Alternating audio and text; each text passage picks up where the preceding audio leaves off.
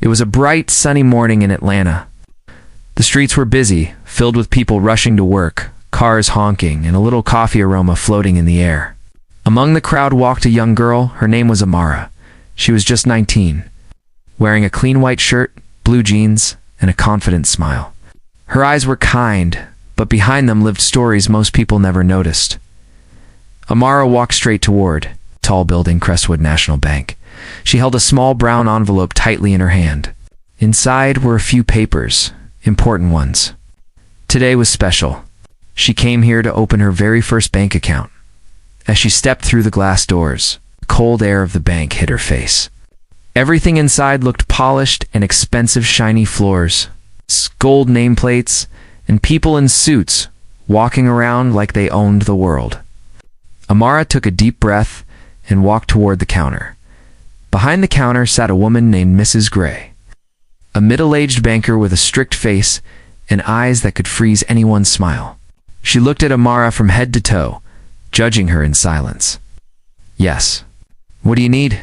Mrs. Gray asked in a cold voice. Amara smiled politely. "Good morning, ma'am. I'd like to open a new account, please." Mrs. Gray's eyebrows lifted. She looked at Amara's dark skin, her simple clothes, and the small envelope in her hand. Then she forced a smile. "Do you even have enough balance to open an account here?" Amara blinked in surprise. "Yes, I have the required amount." She opened her envelope carefully, revealing the cash in her ID. Mrs. Gray sighed loudly. "We don't just open accounts for anyone. This bank serves premium clients." Amara's heart sank, but she stayed calm. "I understand, but I've checked online. Anyone can open an account here, right?" Mrs. Gray laughed, not kindly, but mockingly. "Well, yes. In theory, but you might want to try a smaller bank. Something that matches your background." People nearby turned to look. A few customers stared, some whispered. Amara felt her face burn with embarrassment. She wanted to disappear, but something in her refused to walk away. She took a deep breath and said softly, "Please, just help me fill the form." Mrs. Gray rolled her eyes. "Fine," she said, snatching the papers, "but don't waste my time." As Amara filled out the form, another banker, a young man, walked by. He smiled kindly at her, but before he could say anything, Mrs. Gray shot him a look that made him walk away. 5 minutes later, Mrs. Gray looked at Amara's papers and frowned. "Your father's name is written here as Richard Cole. Is that a mistake?" Amara shook her head. "No, that's my father's name." Mrs. Gray froze for a second. The name sounded familiar, but she brushed it off. "Never heard of him," she said sharply. Amara simply nodded. "He doesn't work here. He just knows about this bank." Mrs. Gray laughed again. "Knows about it? Everyone knows about banks, dear." She looked at the next customer and waved her hand. "Next. You're done." Amara stood still. "But my form come back later," Mrs. Gray interrupted. "Maybe when your father can come with you. If he even exists." Everyone laughed softly. Amara felt tears build up, but she held her head high and walked out of the bank. But what no one in that bank knew was that her father didn't just know about Crestwood Bank. He owned it. And the next day, he would walk into that same bank, not as a stranger, but as the man who signed every paycheck in that building. The next morning, the sun was shining again, but for Amara, it didn't feel bright at all. She sat quietly at the breakfast table, stirring her coffee without drinking it. Her father, Mr. Richard Cole, noticed right away. He was a tall man in his early 50s, calm, confident, and respected by everyone who knew him. "Something happened, didn't it?" he asked gently. Amara looked up and forced a smile. "It's nothing, Dad." Richard leaned closer. "Amara, I can always tell when you're hiding something. Talk to me." She sighed and looked down. It's about the bank. Crestwood Bank. I went there yesterday to open an account." Richard's eyes softened. "That's good, sweetheart. So, how did it go?" She hesitated. Then her voice broke a little. "They laughed at me, Dad, the woman at the counter. She said people like me don't belong there. She refused to help. Everyone just watched." For a moment, Richard said nothing. His expression didn't change, but a quiet anger began to rise inside him. "Mrs. Gray?" he asked. Amara nodded. "Yes. How do you know her?" Richard smiled faintly, but it wasn't a happy smile. "I know every employee in that bank," he said calmly. "Because Amara, that bank is ours." Amara looked up in shock. "What?" Richard leaned back. "Crestwood National Bank. I started it 15 years ago. We have branches all over the state. But I never told you because I wanted you to grow without depending on money or power. I wanted you to be strong on your own." Tears filled Amara's eyes. "She treated me so badly, Dad, like I was nothing." Richard's face turned serious.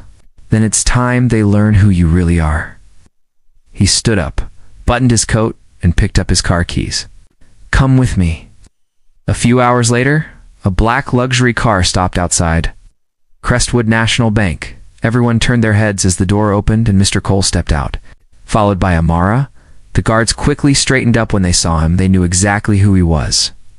Inside, Mrs. Gray was behind her counter as usual, complaining about paperwork. She didn't even look up when she heard footsteps. "Good morning," said Richard's calm voice. Mrs. Gray looked up, and her face turned pale. "Mr. Cole, sir." "I didn't expect." Richard raised his hand slightly. "No need for greetings, Mrs. Gray. I'm here for something important."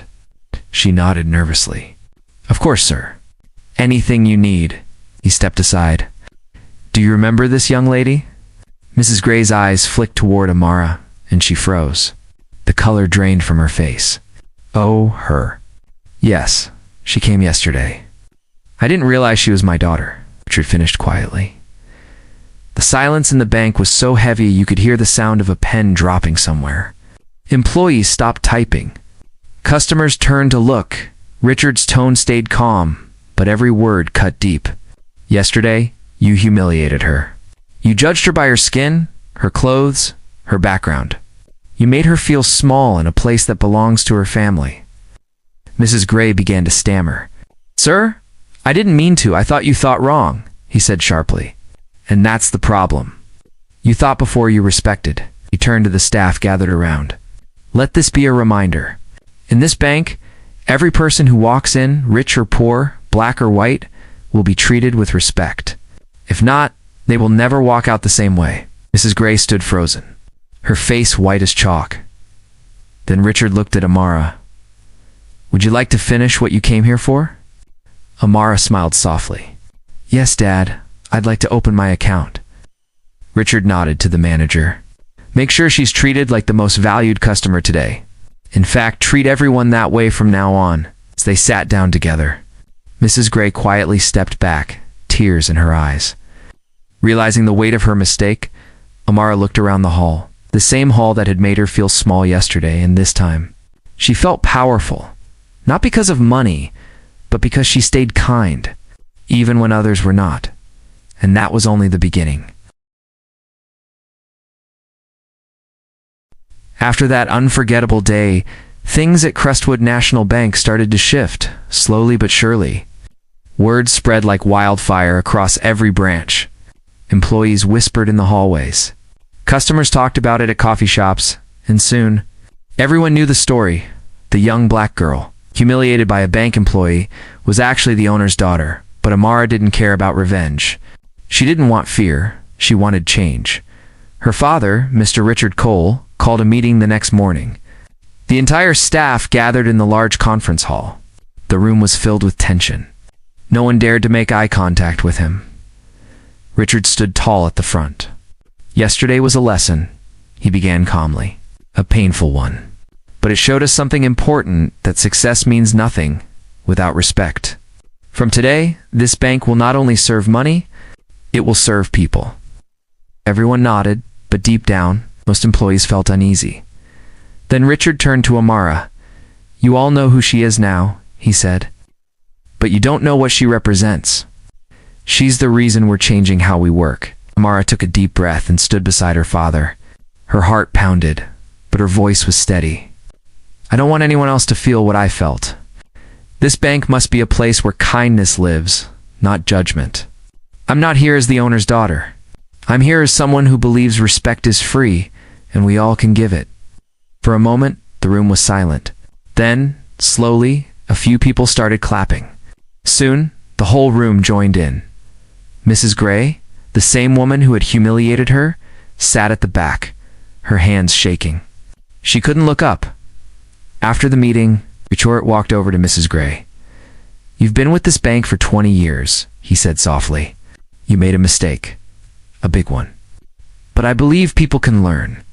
Mrs. Gray's eyes filled with tears. "Sir, I'm truly sorry. I didn't know who she was. I judged her." "That's the point," Amara said gently. "You shouldn't need to know who someone is to treat them right." Mrs. Gray looked at Amara with guilt and admiration. "You're right, dear. I don't deserve forgiveness, but thank you for giving me a chance." Amara smiled kindly. "Use that chance well." The next few weeks brought a new energy to the bank. Amara began spending her afternoons there, learning how everything worked. She walked around greeting staff, chatting with customers, and even helping with simple tasks. People were surprised. The owner's daughter wasn't sitting in an office. She was helping a customer fill out a form, serving water to waiting clients, and smiling at everyone. One afternoon, an old man entered the bank. His clothes were torn, his shoes broken, and his hands rough from years of work. He looked nervous as he held a small paper bag of money. Amara saw him and walked over. "Good afternoon, sir. How can I help you today?" The man smiled shyly. "I want to open an account, but I don't know if this is the right place. I don't have much." Amara's smile widened. "This is the perfect place, sir. Every person is welcome here." She helped him with the forms and guided him to the counter. Other employees watched in silence, remembering the lesson they had learned. When the man left, he turned and said, "You're different, young lady. Thank you for treating me like someone important." Amara's eyes softened. "You are important." From that day, everyone started following her example. The staff began greeting every customer with warmth. The cold, distant air of the bank slowly turned into something alive, something human. Even Mrs. Gray changed. She volunteered to train new employees about kindness and equality. She often said, "The day I misjudged Amara Cole was the day I learned what true respect means." Mr. Cole watched everything silently with pride. One evening, he told his daughter, "You didn't just change the bank, Amara. You changed hearts." Amara smiled. "No, Dad. We changed it together." But deep inside, she knew her journey wasn't over. Because while the bank had changed, the world outside still wasn't fair, and soon. Another test was coming, one that would show just how strong she had become. Weeks turned into months, and Crestwood National Bank had transformed completely. Every employee now greeted customers with smiles, and the atmosphere was bright and welcoming. Amara had become a quiet hero in everyone's eyes. Her story had changed the heart of the entire place. But while things were better inside the bank, the world outside was still harsh. Amara was about to face that truth again, in a way she never expected. It was a Friday afternoon when Amara decided to visit a new shopping mall across town. She wanted to buy gifts for the staff, a way to celebrate how far they had come. She wore a simple summer dress and carried her small handbag. The mall was large and busy, filled with laughter, music, and the smell of perfume. Amara looked around, smiling at the lights and decorations. But as she entered one expensive clothing store, the air around her changed. The store was quiet. A few women looked at her, then looked away. Behind the counter stood a young saleswoman, dressed in black, with sharp makeup and a fake smile. "Can I help you?" she asked in a tone that didn't sound helpful at all. Amara smiled kindly. "Yes, I'm looking for some formal clothes. Something for my staff." The woman's eyebrows raised. "Your staff?" She glanced at Amara's simple dress. "Are you sure you can afford this section?" Amara stayed calm. "Yes, I can. I'd just like to see your new collection." The woman sighed loudly. "Well, these clothes are quite premium. Maybe check the sale rack first." A few customers giggled. One even whispered, "She's probably lost." Amara felt her chest tighten. For a second, the same pain she felt in the bank months ago came rushing back. But this time, she didn't lower her eyes. I think I'll stay right here, she said softly. The woman crossed her arms. Look, miss, I don't want to waste time. These dresses start at $800. Amara looked at the price tags and smiled. That's fine. I'll take 5 of them. The woman blinked in shock. 5. Yes, Amara said calmly. Please pack them carefully. The woman hesitated, her fake smile melting. Oh, of course. I'll get the boxes. As Amara waited, 2 security guards entered the store. The manager, an older man, whispered to them, pointing at her. Keep an eye on that girl, he said. Something's not right, Amara noticed, but she stayed quiet. When the saleswoman returned with the boxes, she said, I'll need payment up front. Sure, Amara said. Taking out her black credit card, the one with the Crestwood National Bank logo on it, the moment the woman saw the logo, her face turned white. Wait, that's... Yes, Amara said softly. That's my family's bank. The manager came forward, recognizing the name on the card. Miss Cole? He said nervously. You're that Miss Cole? Amara nodded gently. The same one. Everyone in the store fell silent. The security guards quickly stepped back. The manager began to apologize. We're so sorry, ma'am. We didn't know. Amara stopped him with a small smile. You didn't need to know. You just needed to be kind. She took her boxes and turned to leave. The woman behind the counter whispered, I'm sorry. Amara looked at her with calm eyes. Next time, don't judge people by what they wear. Judge them by how they act. She walked out gracefully, holding her head high. The crowd outside had seen everything. Some people clapped quietly. Others just stared, feeling guilty. Later that evening, Amara returned home. Her father was sitting in the garden reading a book. How was your day? He asked. Amara smiled. Interesting. I faced the same thing again, but this time, I didn't let it hurt me. I let it teach others. Richard closed his book and looked at her proudly. You're becoming stronger every day. Amara looked at the stars. Not stronger, Dad, just wiser. The world will change slowly, one heart at a time. Her father nodded. And you're leading that change? Amara smiled softly. Maybe. But the real test isn't over yet, because somewhere out there, another challenge was waiting. One that would test not just her strength, but her compassion. The following month, the bank looked brighter than ever. New banners hung on the walls, customers smiled, and employees worked with fresh energy. The story of Amara and her father had become a legend in the city. People admired how they changed not only a business, but also the hearts inside it. But life has a way of testing even the kindest souls. And soon, Amara's greatest test arrived, not from a stranger, but from someone she already forgave. One Monday morning, Amara arrived early at Crestwood National Bank. She liked to walk through the lobby before customers came in. It reminded her of how far they had come. She greeted everyone with her usual cheerful smile. Good morning, everyone. Good morning, Miss Cole, the staff replied, smiling back. But as she reached her father's office, she noticed the door was slightly open. Inside, Mrs. Gray was standing with a nervous look, holding some papers. Richard Cole sat behind his desk, silent and serious. Amara knocked gently. Everything okay, Dad? Richard looked up. Come in, Amara. We have a problem. Mrs. Gray's hands trembled. I didn't mean to, I swear. It was just a mistake. Amara stepped closer. What happened? Her father sighed. A client's account was mishandled. A large transfer went to the wrong place. $50,000. Amara's eyes widened. 50,000. Mrs. Gray nodded tearfully. It was my fault. I clicked the wrong number. I was tired, distracted. I didn't double check. The money went to a wrong company account. I've already contacted them, but it may take days to get it back. Richard's voice was calm but firm. This is a serious issue, Mrs. Gray. You know our policies. She nodded. Yes, sir. I understand. If you want me to resign, I will. I deserve it. Amara looked at her father. His expression showed disappointment but also hesitation. Mrs. Gray had worked in the bank for 2 decades.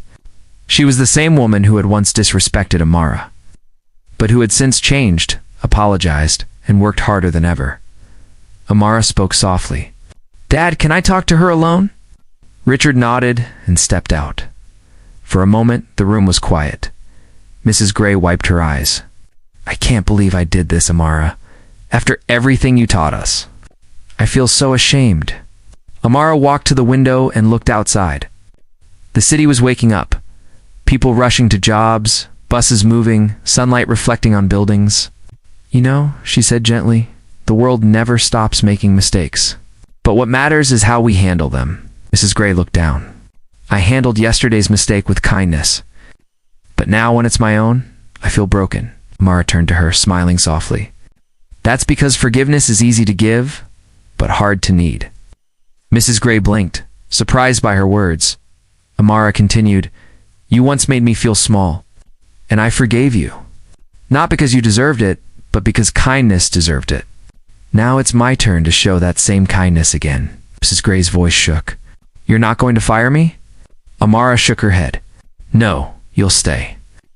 You'll fix this, and you'll make sure it never happens again. That's how we learn." Tears rolled down Mrs. Gray's cheeks. "You're too good, Amara. I don't deserve this chance." "Then earn it," Amara said gently. "Every day." Later that day, Richard returned and found Amara in the office. "So?" he asked. "I let her stay," Amara replied. He studied her face for a moment. "Why?" "Because, Dad, everyone deserves a second chance, even the ones who already got one." Richard smiled, proud and amazed. "You've grown wiser than I ever was." Amara looked at him, her voice calm and full of strength. "Maybe, but you taught me that leadership isn't power, it's mercy." Outside, Mrs. Gray was working with full focus, calling the client, fixing every document herself. By evening, she managed to recover the full amount. When she walked into Amara's office, she said, "It's done. The money's safe again." Amara smiled. "Good job." Mrs. Gray took a deep breath. "You saved me again, Amara. But more than that, you reminded me who I want to be." Amara looked at her warmly. "That's all I ever wanted, for people to see who they can be, not what they were." That night, as the lights of the city glowed outside the windows, Amara realized something beautiful. Forgiveness isn't weakness, it's the highest form of strength. But destiny wasn't done testing her yet. The next storm would come from outside the bank, and it would be bigger than anything she had ever faced. A few weeks later, the rhythm of the bank returned to normal. Customers smiled, employees worked with purpose, and Amara became a name everyone respected. She had changed the bank's heart, but soon, she was about to change something much bigger. It was a quiet Tuesday morning when Amara received a phone call from her father, Mr. Richard Cole. His voice was serious. "Amara, we have a situation," he said. "What happened, Dad?" "There's a protest outside our city branch. People are angry. They think the bank rejected their loan applications unfairly." Amara's heart sank. "Unfairly? That doesn't sound right." "I'm not sure," Richard replied. "But things are getting heated." "I can't go there right now. I'm out of town." "I need you to handle it." Amara didn't hesitate. "I'm on my way." When she arrived, she saw a crowd of people holding signs, shouting and blocking the entrance. "Crestwood only helps the rich," one man yelled. "They ignore the poor." Security guards were trying to calm everyone, but the anger in the air was heavy. Amara stepped out of her car, wearing a plain shirt and jeans. No expensive clothes, no title badge. She wanted to be seen as one of them. A woman in the crowd noticed her. "Hey, you. This isn't your fight. Go inside and enjoy your rich life." Amara shook her head. "I'm not here to fight. I'm here to listen." The crowd quieted slightly. "Listen, who are you?" Someone shouted. Amara took a deep breath. "My name is Amara Cole. My family owns this bank." The crowd gasped. Whispers spread instantly. "That's her? The owner's daughter?" Amara raised her voice gently. "Yes, that's me. But today, I'm not standing here as an owner. I'm standing here as a person who believes every voice matters." A man stepped forward, anger still burning in his eyes. Then why did your bank reject our loan applications? We worked hard, but you said we weren't good enough. Amara nodded. I understand your pain. Tell me your story. The man blinked, surprised. My wife and I run a small bakery. We needed a loan to expand, but we were told we didn't have the right documents. We begged for help, but no one cared. Amara's eyes softened. Did anyone explain why your papers weren't accepted? He shook his head. No, they just said no. Amara sighed. Then the problem isn't your dream. The problem is our communication. She turned to the guards. Let everyone in. I'll speak with each person myself. The guards hesitated, but she nodded firmly. Within minutes, Amara was sitting at a table inside the lobby, surrounded by the same people who had been shouting minutes ago. One by one, they shared their stories, farmers, tailors, small shop owners, and single mothers. She listened to everyone with patience. She didn't interrupt, didn't defend the bank, just listened. After 2 hours, she stood up and said, you all deserve to be treated with respect. If our staff failed to do that, then I'm sorry, truly. From now on, Crestwood Bank will have a new policy. Every small business owner will get personal guidance to fix their documents, not just rejection letters. The crowd began to cheer softly. Some clapped, some cried. An old woman walked forward and touched Amara's hand. You're a different child. You don't act like a boss, Amara smiled warmly. Because I'm not here to be above anyone. I'm here to walk beside everyone. That evening, the news spread everywhere. Owner's daughter brings peace to angry protest with compassion. Reporters wanted interviews, but Amara refused. She told her father later, I didn't do it for headlines. I did it because kindness is louder than any protest. Richard smiled proudly. You've built something I never could, a bridge between hearts. Amara looked out the window at the city lights. Dad, people don't remember banks. They remember how banks make them feel. That's what truly matters. Richard nodded. You've made me proud, Amara. You've made this bank human. As the night grew quiet, Amara sat alone in her office. She opened her journal and wrote one final line. Respect doesn't come from money or titles. It comes from how we treat people when no one's watching. She closed the book with a peaceful smile, and that's how Amara Cole, once humiliated in a bank, became the woman who taught the world that true power isn't wealth, it's kindness.